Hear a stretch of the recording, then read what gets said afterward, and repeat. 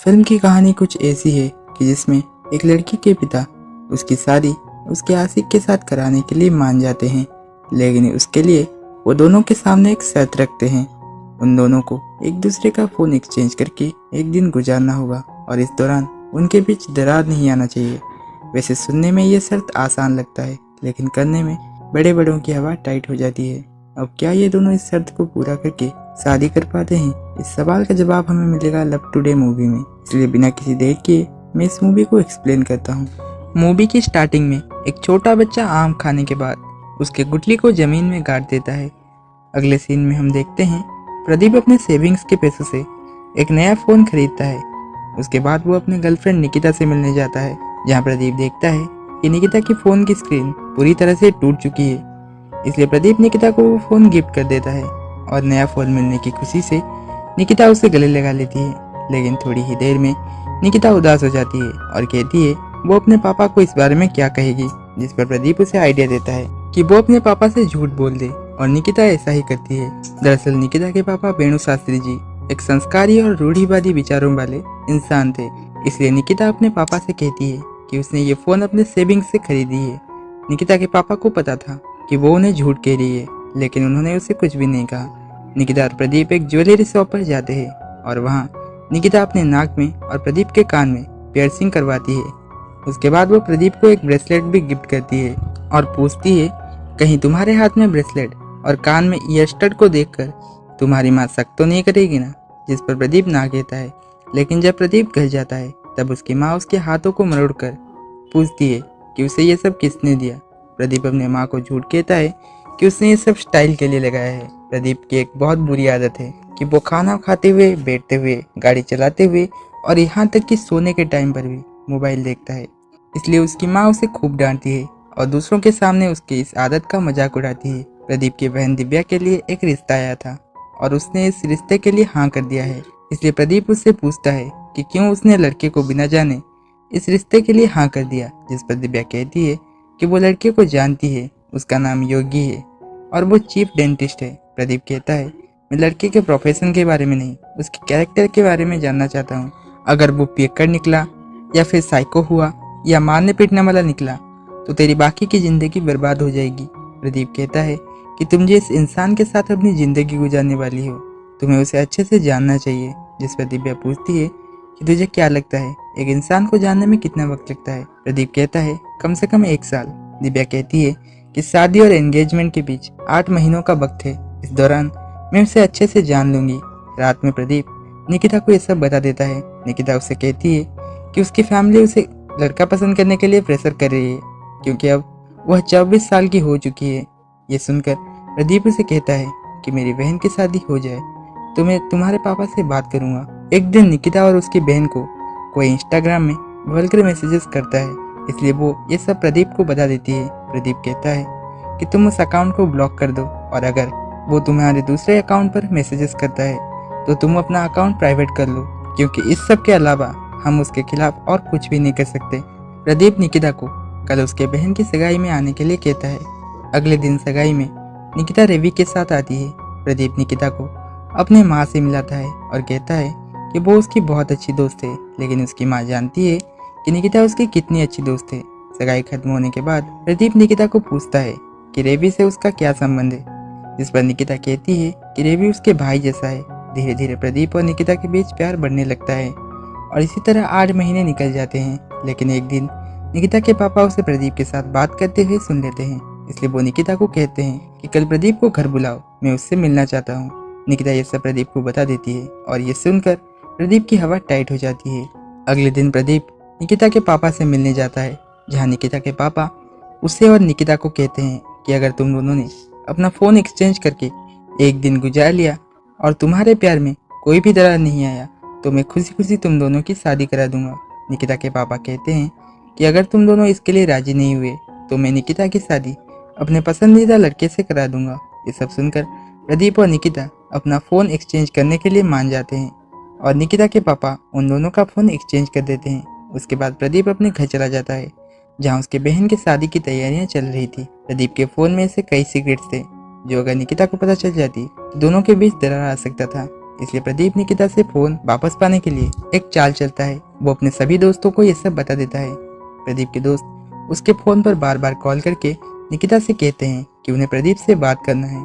उनमें से कोई सब्जी वाला बन के, कोई कैटरिंग वाला बन के और कोई मेकअप आर्टिस्ट बन के कॉल करता है। लेकिन प्रदीप की ये चाल भी नहीं चलती। निकिता प्रदीप को कॉल करती है और कहती है हम दोनों एक दूसरे का फोन नहीं देखेंगे और कल हम पापा के सामने फोन एक्सचेंज करके अपना प्यार प्रूव कर देंगे।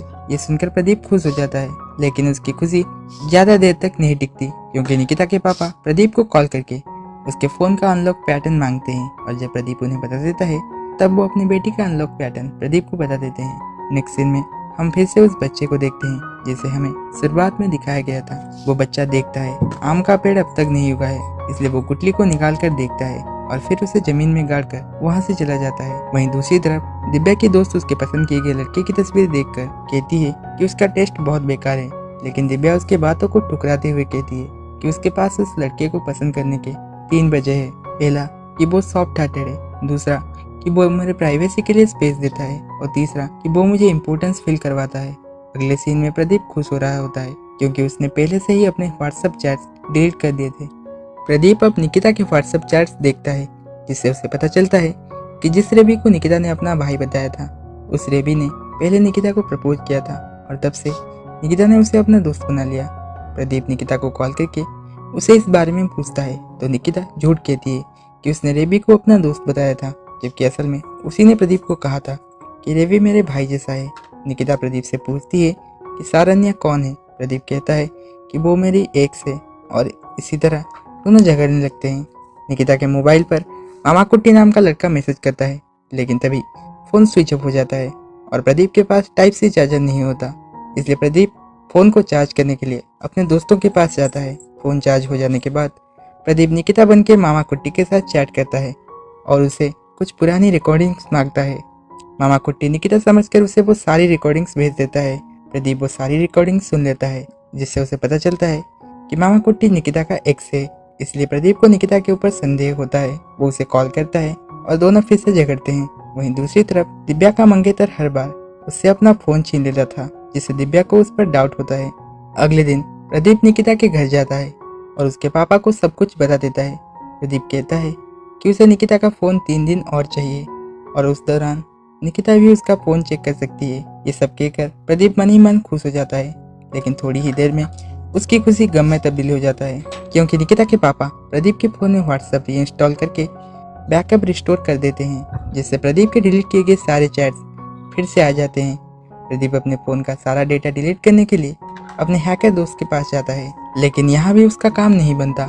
वहीं दूसरी तरफ निकिता प्रदीप के फ़ोन को चेक करती है, जिससे उसे पता चलता है कि उसका कई लड़कियों के साथ चक्कर चल रहा था। प्रदीप ने निकिता को उसके पापा के सामने खूब इंसल्ट किया था, इसलिए निकिता उसे कॉल करती है और उसके काले करतूतों को बताते हुए उससे अपना बदला लेती है। प्रदीप के दोस्तों ने कॉलेज टाइम में प्रिया स्वीटी नाम से एक फेक अकाउंट बनाया था और इससे वे लोग लड़की बनकर लड़कों से बात करते थे और इसी तरह के अलग अलग काम के लिए वे लोग इस अकाउंट को यूज करते थे। प्रदीप भी उस अकाउंट को अपने एक्स का स्टेटस देखने के लिए यूज करता था, इसलिए उसे डर था कि कहीं ये सब निकिता को पता चल गया तो वो उसके साथ ब्रेकअप कर लेगी। इसलिए प्रदीप के दोस्त एक प्लान बनाते हैं। वो लोग एक दूसरे फ़ोन से उस अकाउंट पर लॉग इन करके फिर लॉग आउट कर लेंगे, लेकिन तभी उसके फ़ोन पर एक OTP आ जाती है, जिससे निकिता वो फेक अकाउंट देख लेती है और जब उसे पता चलता है कि उसी अकाउंट से उसे और उसके बहन को वल्गर मैसेजेस आए थे, तब वो प्रदीप को बुरा भला सुनाती है। इस बीच रेवी निकिता को प्रदीप के खिलाफ भड़का रहा था, इसलिए प्रदीप उसे मारता है और निकिता रेवी के साथ वहां से चली जाती है। प्रदीप अपने दोस्तों पर शक करता है कि उन्होंने वो वल्गर मैसेजेस भेजे होंगे। प्रदीप रोते हुए अपने माँ को ये सब बता देता है।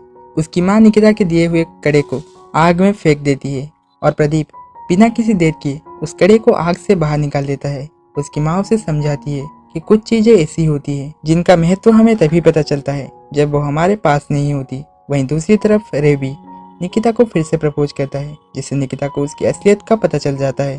प्रदीप अपने जीजाजी से फोन छुपाने की वजह पूछता है। जीजाजी कहते हैं कि उनके फेस और मोटापे को लेकर सब उनका मजाक उड़ाते हैं। जीजाजी ने अपने एक दोस्त को अपनी शादी का इनविटेशन कार्ड दिया तो उसने क्यूटी वेट्स किंग कॉन्ग नाम से एक व्हाट्सएप ग्रुप बना दिया और उसमें उन्हें सबने जमकर ट्रोल किया। इसलिए वो अपना फोन छिपाते थे, क्योंकि उन्हें लगता था ये सब देखकर दिव्या भी उन्हें रिजेक्ट कर देगी प्रदीप अपने दोस्तों से माफ़ी मांगता है और निकिता से मिलने के लिए निकल पड़ता है।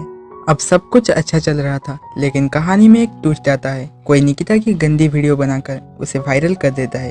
ये वीडियो उसके पापा देख लेते हैं और वो उसे खरी खुटी सुनाने लगते हैं, जिससे दुखी होकर निकिता घर छोड़कर चली जाती है। जब निकिता की बहन श्वेता से प्रदीप को ये बात पता चलती है, तब वह उसे ढूंढने निकल पड़ता है। रास्ते में प्रदीप एक बड़ा सा आम का पेड़ देखता है और तभी हमें एक फ्लैशबैक दिखाया जाता है, जिससे हमें पता चलता है वो छोटा सा बच्चा और कोई नहीं प्रदीप है। प्रदीप हर दिन गुठली को मिट्टी से निकाल कर देखता है और पेड़ न उगने की वजह से रोता है। एक दिन उसकी माँ वहाँ पर आती है और उसे समझाती है कि हर दिन निकालने से ये कभी भी बड़ा नहीं होगा, लेकिन अगर तुम भरोसा रखोगे तो एक दिन जरूर ये एक बड़ा सा पेड़ बनेगा। दोस्तों, ये पेड़ हमें भरोसे का महत्व समझाने के लिए मूवी में दिखाया गया है। प्रदीप आसमान को देखता है और उससे हमें पता चलता है आज पूर्णिमा है। दरअसल हर पूर्णिमा की रात को प्रदीप निकिता के साथ बीच पर जाता था, इसलिए वो अब बीच पर जाता है और देखता है वहाँ निकिता बैठी हुई थी। वो उसके पास जाता है और उससे माफी मांगता है। प्रदीप निकिता को समझाता है कि उसे उस पर पूरा भरोसा है, ये वीडियो उसका नहीं है। निकिता भी प्रदीप को माफ कर देती है और उससे गले लगा लेती है। वहीं दूसरी तरफ प्रदीप के दोस्त उस आदमी का पता लगा लेते हैं जिसने निकिता की वीडियो बनाई थी। वो आदमी निकिता के ऑफिस में काम करता था और उसने ये वीडियो एक सॉफ्टवेयर की मदद से बनाई थी।